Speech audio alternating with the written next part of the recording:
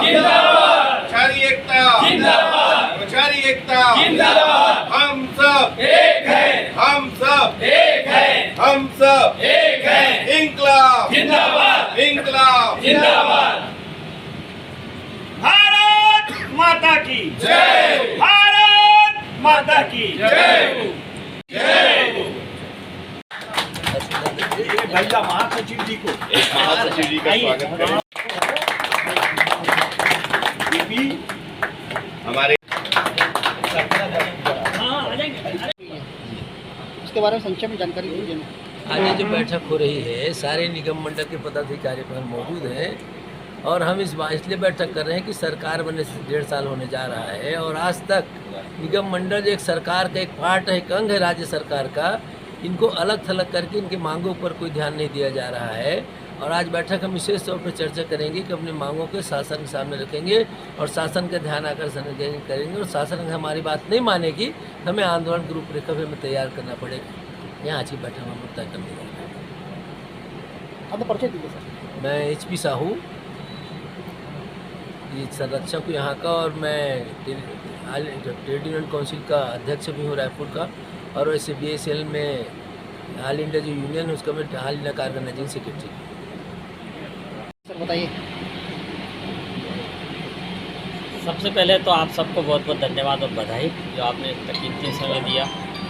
आज छत्तीसगढ़ निगम मंडल कर्मचारी महासंघ की एक बैठक अति आवश्यक बैठक रखी गई है और उस बैठक में मूल रूप से हमसे अभी जो वर्तमान में नए अध्यक्ष माननीय मुख्यमंत्री जी ने अपॉइंट करे उन्हीं सभी अध्यक्षों से हम लोगों को मिलने का प्रोग्राम है और उनको ये अवगत कराना है कि छत्तीसगढ़ के अंदर जब भी राज्य शासन के कर्मचारियों को किसी भी प्रकार के लाभ के आदेश जारी होते हैं उसमें निगम मंडल के लिए अलग से उसमें आदेश नहीं दिया जाता, जिसके लिए हमको बार बार प्रयास करना पड़ता है और कई चक्कर काटने के बाद मुश्किल वो आदेश जारी होता है। तो सबसे पहला तो हमारा ये निवेदन है माननीय मुख्यमंत्री जी से कि जब भी कोई राज्य शासन के आदेश जारी होते हैं उसमें निगम मंडलों का भी समावेश किया जाए।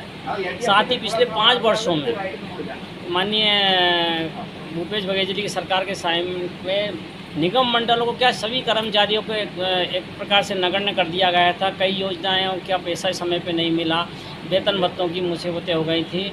अब चूँकि उस समय कर्मचारियों में काफ़ी आक्रोश था और शायद उस आक्रोश का नतीजा था कि प्रदेश में सत्ता परिवर्तन हुआ और एक बार पुनः भारतीय जनता पार्टी की सरकार पर कर्मचारियों ने और आम पब्लिक ने विश्वास किया है और हम उम्मीद करते हैं कि उस विश्वास पर ये आदरणीय BJP सरकार अमल करेगी और हमें ऐसा कोई मौका ना दे कि कर्मचारी आक्रोशित हों और आने वाले समय में किसी भी प्रकार का धरना प्रदर्शन करें।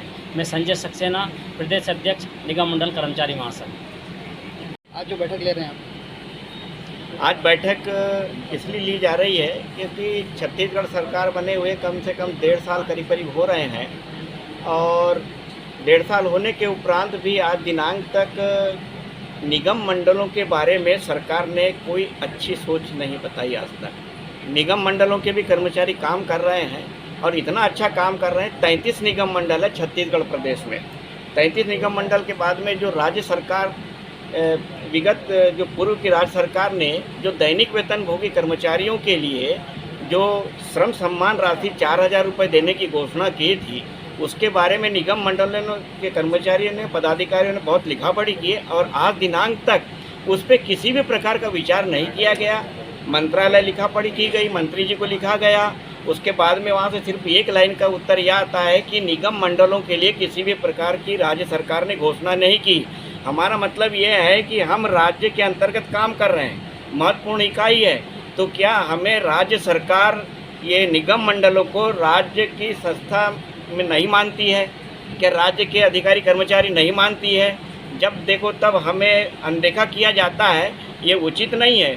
और राज्य सरकार को हम ये संदेश देना चाहते हैं निगम मंडल महासंघ की ओर से कि राज्य सरकार निगम मंडल महासंघ को ध्यान देवें और राज्य सरकार के द्वारा जो भी घोषणा की जाती है वो संपूर्ण घोषणाएं को निगम मंडलों में लागू करें। ये हमारा मेन उद्देश्य है। राज्य सरकार हमारे साथ छल कपट न करे, अनदेखी न करे।